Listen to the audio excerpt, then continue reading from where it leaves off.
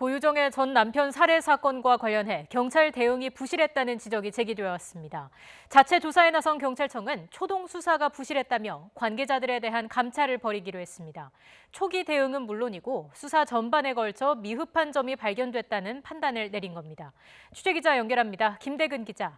네, 경찰청입니다. 네, 경찰이 스스로 지적한 수사 문제점은 뭐였습니까? 네, 경찰청 현장 점검단은 오늘 고유정 사건 부실 수사 논란에 대한 조사 결과를 발표했습니다. 점검단은 조사 결과 초동 조치와 수사 과정에서 일부 미흡한 점이 있었다고 인정했습니다. 구체적으로 살펴보면 먼저 목격자와 장소, CCTV에 대한 확인이 지연된 점을 지적했습니다. 앞서 수사 과정에서 고유정이 남편을 살해한 펜션 주변의 CCTV 확인이 늦었다는 지적이 있었는데요.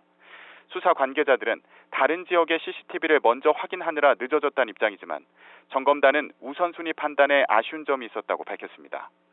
또 고유정 집에 대한 압수수색 당시 전 남편 살해 과정에서 사용된 졸피뎀을 발견하지 못한 점도 문제로 꼽았습니다. 수사팀이 초기에는 졸피뎀의 존재 자체를 인식하지 못한 부분이 있었다면서도 좀 더 적극적인 수사 지휘가 필요했던 것으로 판단했습니다. 점검단은 이 과정에서 전 남편이 자신을 성폭행하려 했다는 고유정의 거짓 진술에 수사팀이 속아 시간을 허비했다고 봤습니다.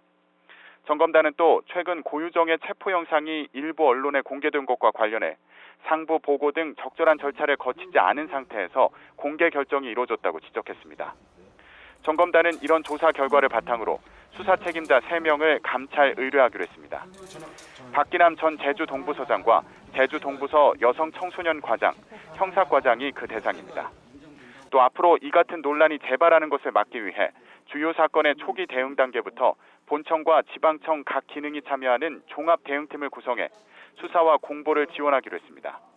이와 함께 실종 사건 발생 때 신속한 소재 확인을 위해 실종 수사 매뉴얼도 개선하기로 했습니다. 다만 고유정 의붓아들 사망 사건 부실 수사 논란에 대해서는 수사가 진행 중인 가운데 개입하는 것은 수사를 왜곡할 수 있어 다루지 않았다고 설명했습니다. 지금까지 경찰청에서 YTN 김대근입니다.